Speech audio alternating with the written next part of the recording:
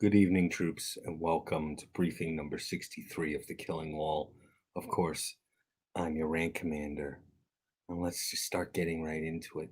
First and foremost, as always, I want you all to make sure that you share this out to groups, share this out to timelines, share this out to your friends. Make sure that everybody, and I mean everybody, gets this briefing. Because you know what? Sometimes the truth needs to get put up against the wall, examined, and then on occasion, get a few bullets into it. That's first. Second, I want you all to see the link down below for the PayPal to donate to Kinko. Do it. Buy one of the t shirts. Help the man out. He needs it. So do the thing. Three, I want you all to make sure that you've got Live 365 downloaded. Listen to Hellfire Radio there. I want you also to hop on to the hellfireradio.com website. The Hellfire Radio website has a kick ton load of stuff for you to check out, buy, and enjoy. We've also got some kick ass shit on Insta. We've got some kick ass shit on YouTube. And still here over on Facebook Live. Now, it seems I'm a little off tonight. Not off. I'm not. It's just something that you want to know what tonight's briefing is something that legitimately irks me. It bothers me. And you know what? I think it's time we go off against it. Okay? So, first and foremost, I'm going to do this. I'm going to tell you what tonight's topic is on. And this is thanks to one of our wonderful members of the firing squad of the Killing Wall. This goes to Alex Blackstar. We're going after teachers' pets and apple polishers. And there's one other third quality that we're going after too.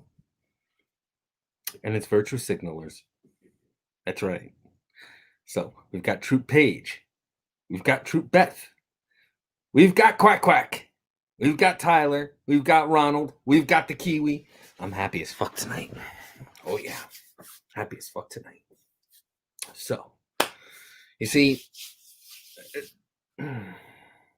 it's hard to really describe how I feel when dealing with apple polishers, teachers' pets, people that false virtue signal, because it's all about deception. And those of you that know me know how I feel about deception. It's legitimately fucked up. Teachers' pets and apple polishers are manipulators. Virtue signalers are the worst kind of manipulators. So, let's start diving into each of the wonderful little charges that we've got, one after another. Oh, yeah, that's right. I've got two Kiwis. I'm talking about Troop James. He's my Kiwi sergeant. Quack, quack, you're my lieutenant. One of the fam. So, let's go over what we got. Now, often, people say that if somebody's an apple polisher, a teacher's pet, it's sort of it's something that begins when they're young, when a person's young, and they realize that kissing ass gets you somewhere. We get taught when we're younger that you catch more flies with honey than with vinegar. Well, sure, I could get that. I understand that. Greasing the wheels a little bit with some kindness certainly never hurt nobody. But there's a difference. There's a difference. You see, greasing the wheels a little bit, being kind, being a good person. Yeah, that should always be encouraged. But when it's laid on thick, when it's used to put you above others, specifically for the intent of putting you above others, that's when I got a problem. Kiss asses are only interested in one thing themselves. When usually the general idea is to do so for the group. Okay? For the group. Always for the group. To do so to help out your fellow individual. It's all part of the team.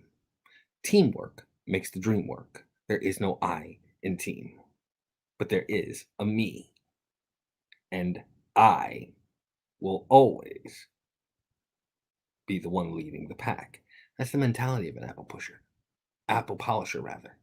That's the mentality of a teacher's pet. That's the motivation of a virtue signaler. It all starts when they're young. It all starts when we're young. Many of us knew in grade school that one kiss ass. The one that seemed to always run to the fucking teacher whenever they saw anything that was sketch. And you know what? I tried to be a teacher's pet. I tried because I saw the treatment that a teacher's pet was getting. I saw how much attention an apple polisher got, and I saw the quality of their work. You know what it got me? It got me frustrated, got me aggravated, it got me discouraged. It taught me that manipulators will always get ahead. That's what it taught me. And I even say it was a lesson that stuck. It taught me how not to be. And you know what?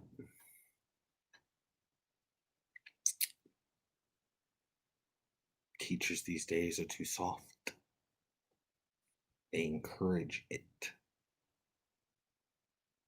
They always seem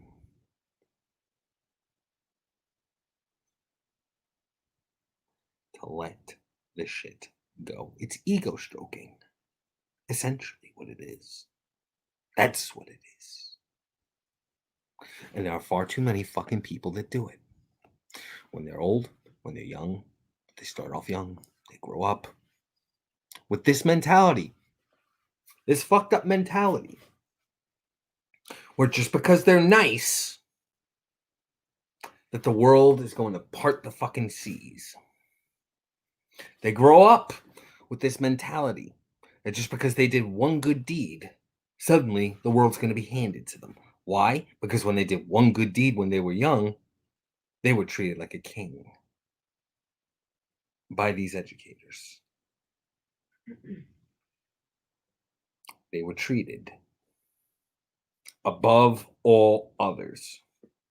So now when you're older and you grew up as an apple polisher, as a kiss ass, as a teacher's pet, and you give out the same level of subjective niceness that you did then, now that you're an adult and you don't get what you want,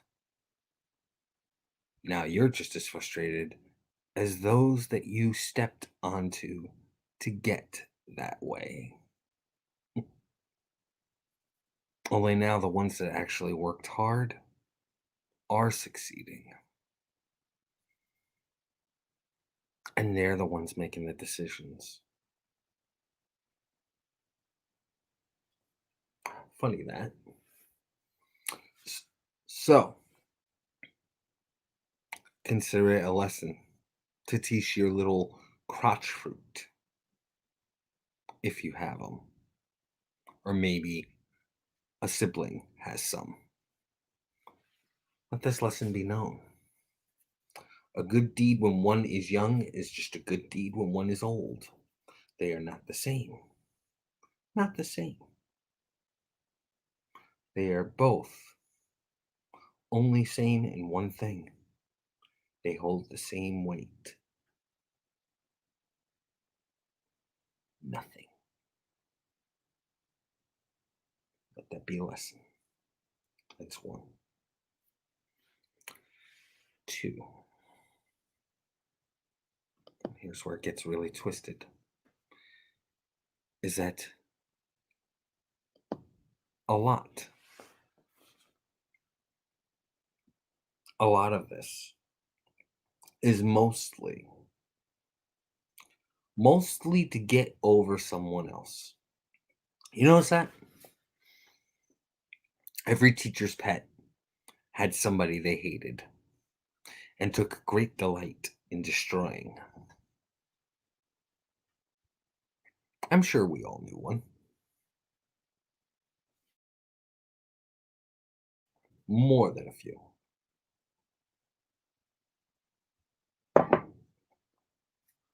You could usually tell who hated who. Usually, the one that was beating up the teacher's pet was the subject of the teacher's pet's ire. The apple polisher had their crosshairs on that person and did everything in their power to make that person look even shittier. You know what? Hmm. That translates later in life because when you're young and you do that kind of thing, you get away with it. You get praise for it. Stepping over other people to get your way, you know? I don't work in the real world. Oh, no, no, no, no, no, no, no. See, because in the real world, there's consequences. There's consequences when you step over somebody that doesn't like getting stepped over. You try and stand on somebody's shoulders, they're going to knock you off your feet when they're moving forward. Guaranteed. Just because you're high up, it just means you're going to fall even harder right on your face. Remember that. Often the one that uses you to step higher is going to be the one that hits the ground harder. I should make that to a t-shirt. Maybe that should be my next fucking piece of merch for my secondary merch launch, which I'm working on. I think you'd like it. I think I'd like it. But we gotta see. I'm pretty damn sure some of us have been fucked over by a kiss ass at work. Maybe later on in life. It's kind of interesting when you see how they've advanced. And you gotta ask yourself, how the flying fuck did that happen? Whose ass did they kiss? And where's my chapstick so I can do it first? We've all seen it in some way or another, be it some form of nepotism or favoritism or something elseism. It all seems to go through one thing and one thing only. And you want to know what it is? It's a disregard for the fucking chain of merit. Do you not know what the chain of merit is? It means that the one that does the most gets the most recognition. The one that kicks their ass is the one that gets the recognition. The one that does the most in the best quality gets the recognition.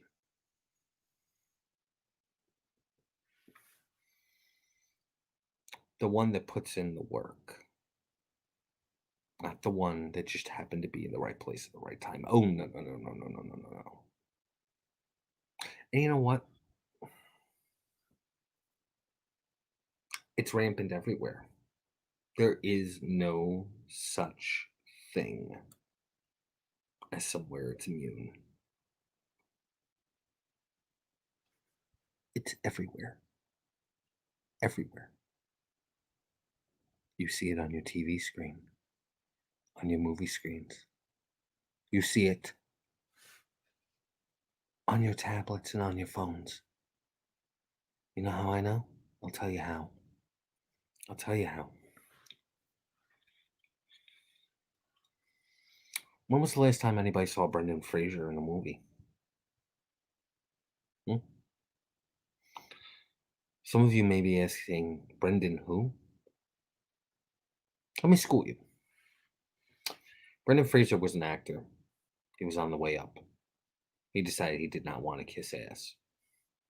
You may have seen him in the movie Stand By Me. He's the kid that played Vern. And I think the next time we actually got to see him was in the second Scream movie. Wasn't the fat little pudgy kid no more. Kid looked like he could kick ass. Could be a fucking no, not Brendan Fraser. I'm thinking Jerry O'Connell. My apologies. Okay. He was Vernon, Stand By Me. And then he was in the second Scream movie. He even has a show called Sliders.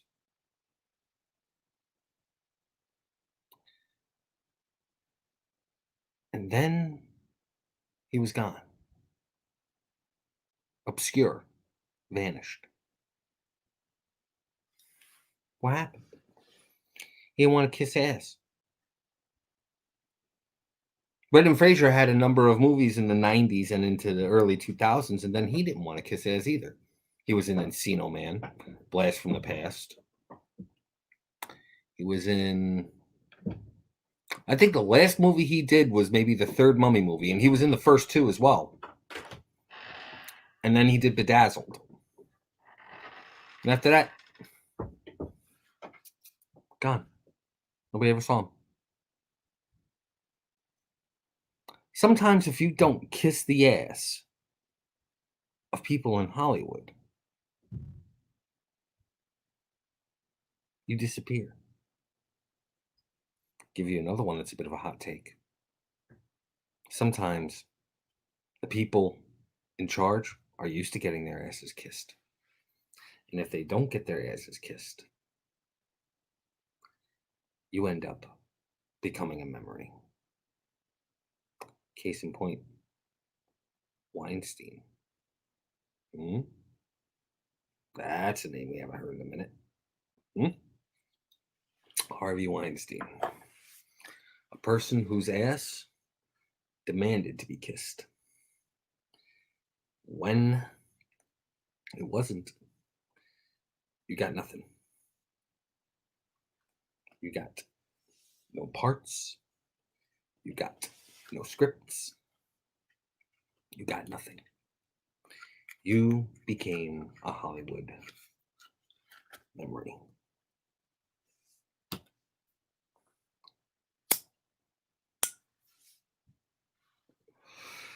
The next time you would ever appear in the newspapers is if somebody identifies you.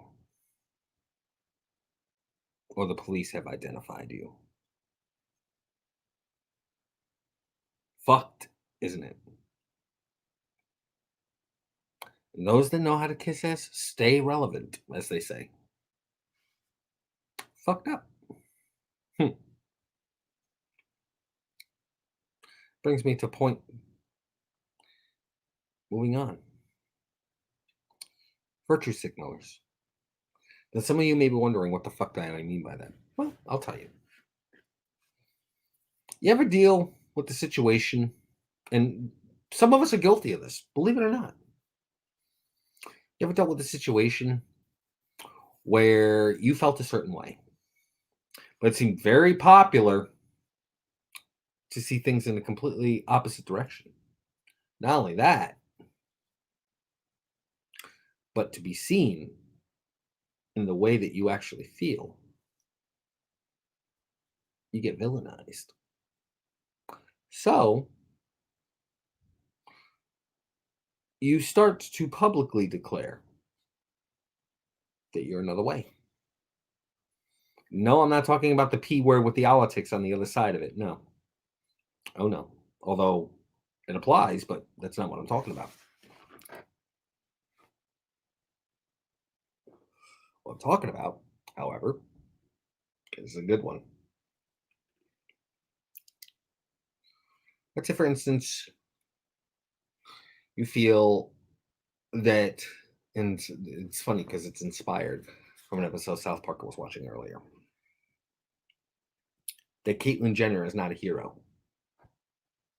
Sorry. Okay, you transitioned. And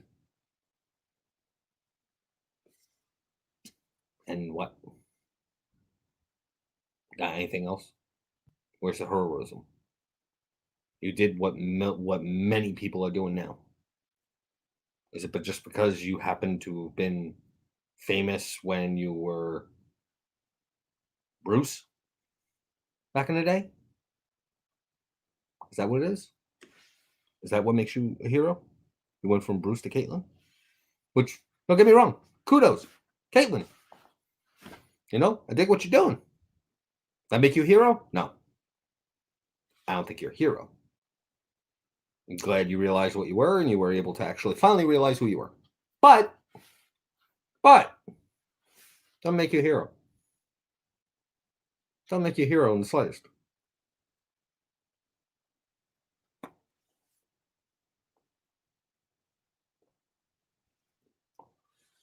I actually find that people that champion causes have motivations that are not exactly the most virtuous, hence the false virtue signal. People that, in many ways, are only doing it just to push their own agenda. Did you ever think about that? I'm pretty damn sure there were a lot of people that have. There are people that will say they're all for X, Y, or Z, just so that they can hang around popular groups, so they can be popular. It's essentially trend riding. You do what's trendy. Only in this case, it has a tendency to be modeled behind aspects of morality. That's the problem. I'll give you one example. It's a bit of a hot take. How about that? Okay. Guys that are now calling themselves ardent feminists. When 2 days prior were saying how much they wish they had a woman barefoot in a bathrobe, knocked up, and putting dinner on the table before the guy gets home from work. Okay. Okay.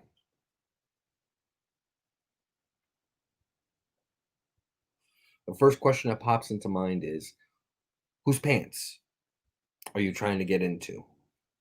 And what woman's gripe? What woman's rights group is she a part of? Because I have to see what is motivating you to be so fucking blatantly fake.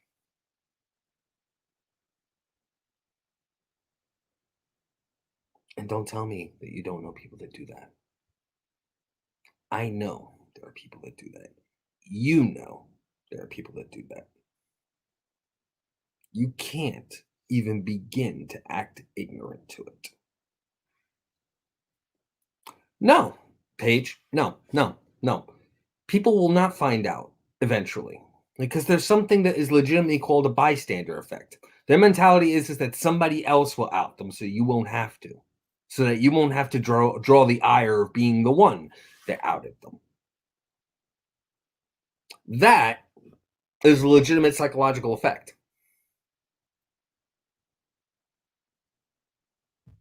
Most of the time, when somebody's being that fake, they have a tendency to be right up there. Right up there in popularity. We all know how I feel about hypocrisy. They're the biggest. They're the biggest emotional manipulators too, especially if they become popular enough to be a role model.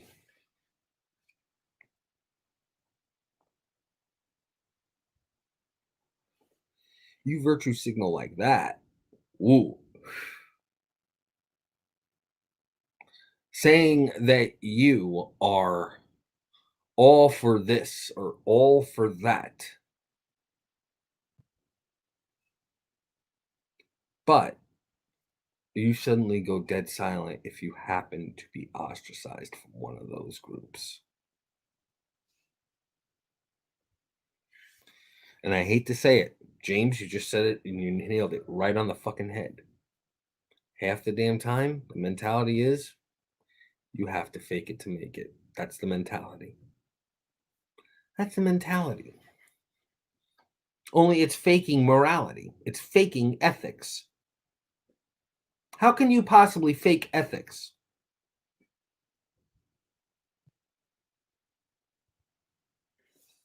I can understand some people may act in one way and not see a similarity in the actions of those they're attempting to take down. But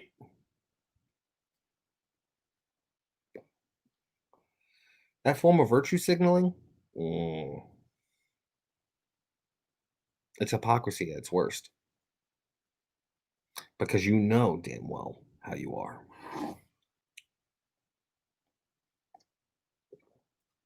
And yet you still do it. What does that say? Tells me a lot. Tells me a whole lot. And you know what? You're not worth the time.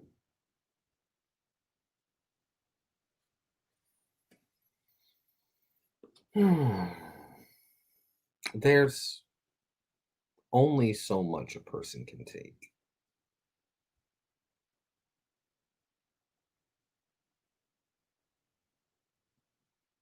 Tyler, I want everybody to read this because this is a model here. The real ones don't have many friends for a reason. And it's because people know they can't trick us with their fake bullshit. Tyler, seriously, that could not be more true than anything else. Because people that are genuine, they don't need social clout. They don't need too many friends. I can count on both of my hands how many people I would consider to be close, trusted friends. Both hands. People that I would implicitly trust with some of my deepest and darkest secrets. And some people say that this many is this many too many. But I'm blessed in that I have that many real people in my life. I'm not even counting the Hellfire family. That's innumerable. I trust every single one of those in a heartbeat.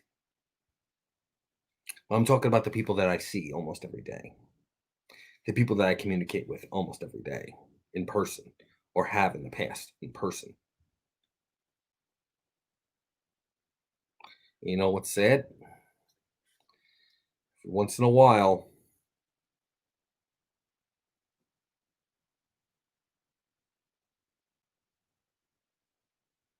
that happens. It sucks. It sucks when you find out that those you place trust in, they straight up violated that. That is the ultimate consent violation. That is the ultimate form of false virtue signaling because it is only for one person's virtue. In my case, they signaled to mine. They would say they had my back. As it turns out, they didn't. They'd say they had my best interest at heart. Turns out they didn't. I've had to deal with that. Recently, I've had to deal with that. It sucks. It really does suck. Because now you're stuck having to mourn the loss of a friendship. Especially when the trust, as it turns out, was very one sided. And that respect was very one sided. A lot of us have had to deal with it. Teachers' pets and whatnot will make friends. The problem is that those friends are fake. They're only friends with you just so they can ride the coattails a bit. A teacher's pet is only your friend because it benefits them. The moment that it doesn't, you're cut. really quickly. Yes, that is true, Paige. The problem is they turn on you in a heartbeat. They'll sooner when they hug you look for the soft spot to put the knife. Only reason why they do it.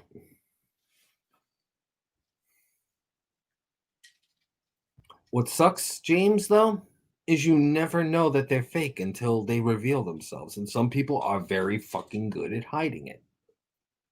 Very good at hiding it. That's what sucks. That's what sucks. And I legitimately think a lot of people can't see it.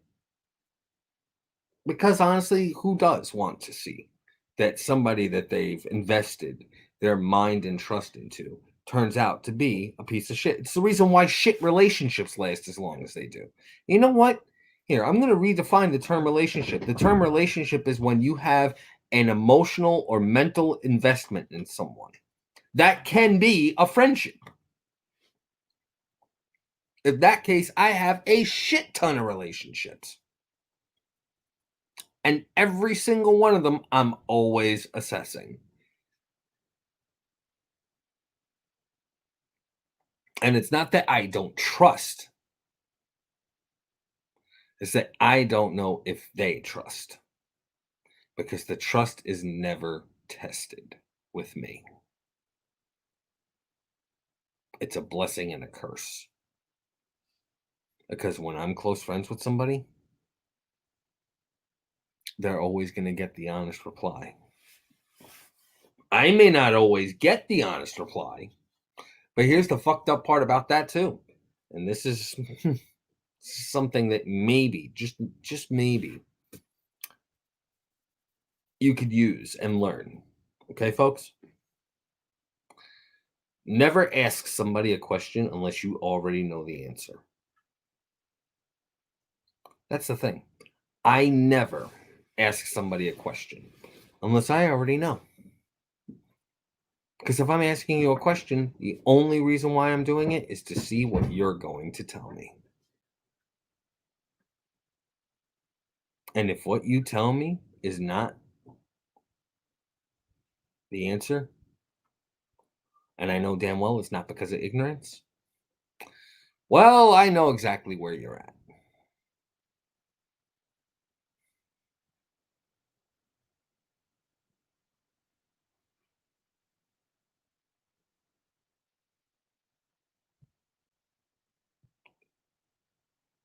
James, you just reminded me of something.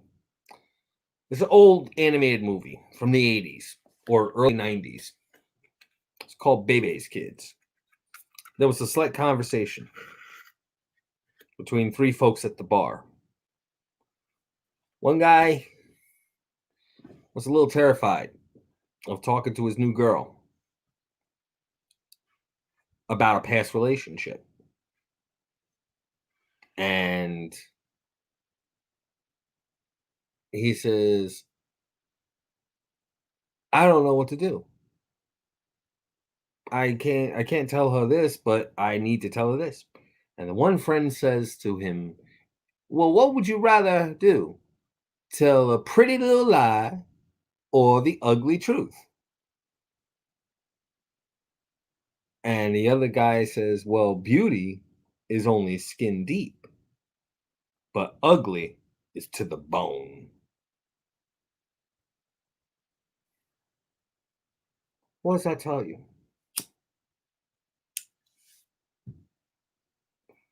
Yes, the truth hurts. The truth hurts. It's a hard pill to swallow, and it rips apart everything all the way down. It's tough to digest, it's hard to process. When the truth comes out, it's never something pleasant. But at times, you need to do it. I went through a whole digestion metaphor there and I didn't even realize it. That's kind of interesting. I may do a whole episode on metaphors. But yeah, and apple polishers, teachers' pets will do everything they can to avoid the truth. They're going to do everything they can. They have ways of ruining fucking lives with their bullshit too. Because let's say, for instance, somebody really is putting in the work as much as they can, which is rare. Sometimes you put in the work and it just doesn't show, but you're trying. There are a lot of jobs out there that are very thankless.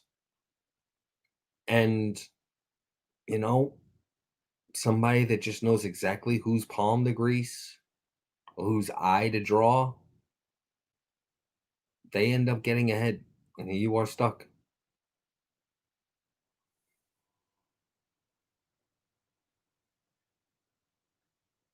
And a lot of people get resentful and angry when that happens. And I don't blame them. Ah, Lieutenant Takara. Something tells me you were gone a little bit. You're saying me.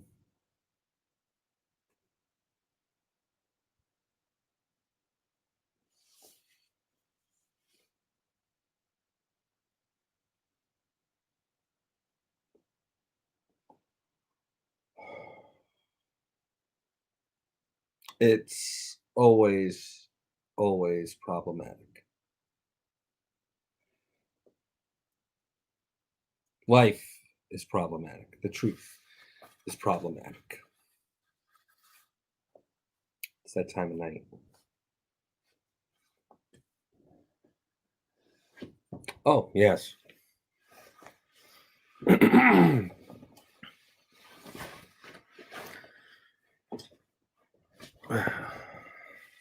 You want to talk about apple polishing, Takara? One of the only awards I ever got when I was in the military. You know, you get coins.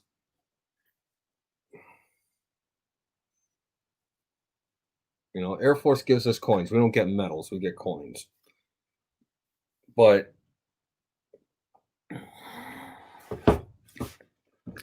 every once in a while, you know, people do shit to stand out. Me, my command hated my guts because I knew exactly who to talk to get shit done. I didn't kiss ass. I didn't do favoritism. I did everything humanly imaginable. I was factual. I was honest, and a lot of people had a problem with that a lot of the time.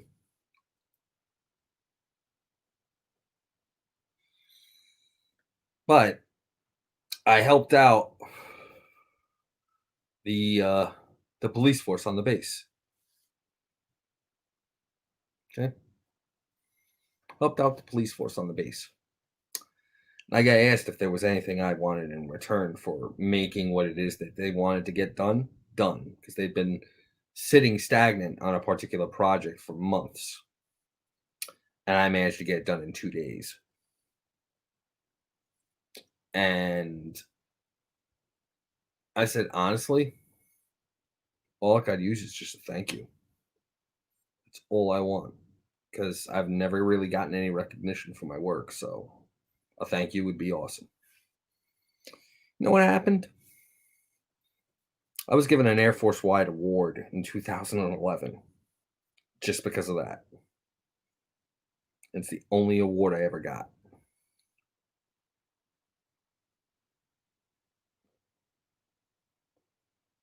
I was grateful for it because I did not think it was something that was mine. I was sitting at my fucking desk. This wasn't while I was deployed. This was about a year before I retired. Sitting at my desk, and I see one chief come in, and another, and another. And I'm immediately thinking, holy fuck, there's a meeting that's going on. And I don't want to fucking deal with it. Because when you see that many fucking chiefs walk in, somebody's about to get fucking smoked or recognized. I didn't expect to be getting any recognition. So I did the smart thing. I went out to the smoke pit and I had a cigarette. And all of a sudden, my commander, not my commander, my supervisor, my direct supervisor, came out to the smoke pit, which was rare. He was a smoker too, but he rarely came out when I did. And he said, "Hey, Airman Ryan." "Yep. What can I do for you?" He says, "Can you come up to the front, please?" What'd I do? "I just come up to the front." Um, okay. I can kind of do that. I mean, it's a little peculiar, but I think I could do that. And I'll show you guys what happened there in a second because it was a little bit of a throwback and a half. Because when that occurred, I was like, like, wait, what? Like, what? That's not what? I kind of, I wasn't expecting anything because, frankly, as far as I was concerned, I never really did anything that would be that that recognizable. As far as I knew, I was just me. You know, and I got up there. And the Chiefs pulled me in front of a camera. A whole bunch of guys basically said, "Airman Ryan, you're gonna get recognized." I'm like, what'd I do? What for? And they told me. Completely, totally blew my mind because, as far as I was concerned, I wasn't owed any recognition. And I was kind of used to not getting recognition. So getting it kind of made me go, wait, what? Like, this is not normal.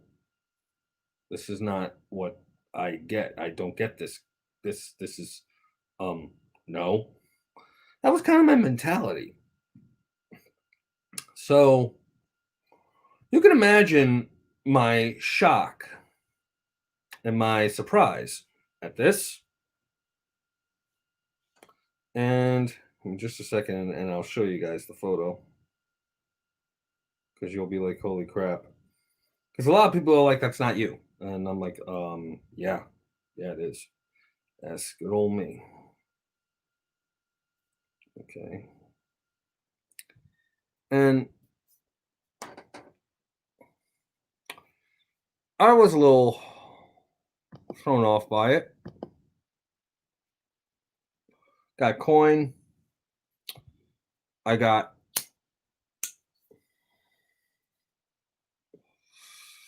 my photo put, I think, in the Air Force Times.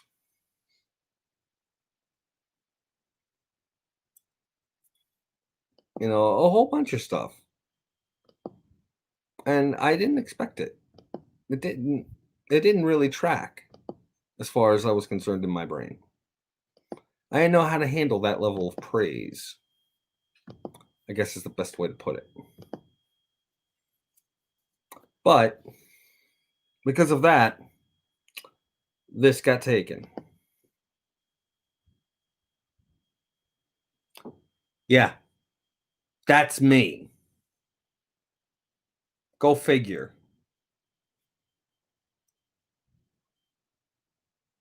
I looked a lot thinner back then. I don't think I aged that well. But it's a thing. Go figure. Only major recognition I got in the Air Force.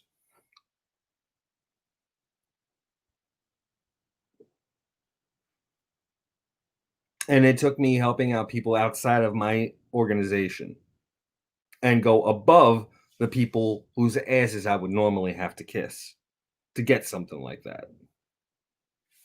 They took one look at what I did. And why am I telling you all this? Well, sometimes the asses that are the most calloused from lips are not the asses you should be kissing. Sometimes it's just existing or doing something for the right people. Because most of the time, the ones whose asses are getting kissed, they aren't in it for themselves. They aren't in it for the group or the team. They're in it for themselves. When I did that, I could have had myself 2 cases of fucking beer and a party. I could have gone and hung out with God knows who the fuck else I wanted to hang out with. You know, a million other things. All I said was I just wanted to thank you. That's it. I didn't expect anything else because I didn't think I deserved anything else. Then I got that. Go figure.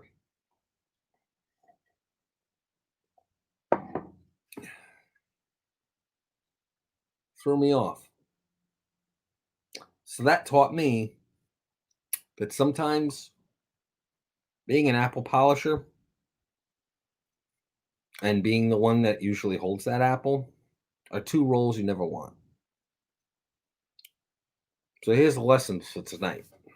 The takeaways. 1, don't kiss ass, because when you do, your lips chap, and eventually it's going to show, and you'll never get anywhere. 2, you kiss ass enough, people are going to expect you to. And when you don't, you won't get what you want either. 3, following the crowd for the sake of advancing rather than following your own beliefs becomes very blatantly obvious. Maybe not right away, but it will. Because 9 times out of 10, if a group is that particularly militant about things, they're always looking for the newest target. And they're very paranoid about those that are within their circle. You'll get found out soon enough. And most of all, this goes to those of us that are like me, non-ass kissers, non-apple polishers, and definitely not false virtue signalers. Be honest with yourself and who you are, what you like, and what you believe. And eventually, things will go your way. I think that's it for tonight, folks. Want you to report in. And again, thanks to Alex Blackstar. My goodness. I was kind of racking my brain as to which kill order to do. And they are actually getting a digital, full-blown kill order because they won it in the giveaway. So, not for nothing, I highly suggest the next time there's a giveaway for the station, invest in it. Check it out. You might actually win something that's pretty damn fucking awesome. Because they did. That said, have a good night. Kick ass. Stay locked, cocked, ready to fucking rock. And hopefully tomorrow, I'll have something to get you more pissed about. And that you should be pissed off about too. Stay frosty. Above all else, you're hereby dis fucking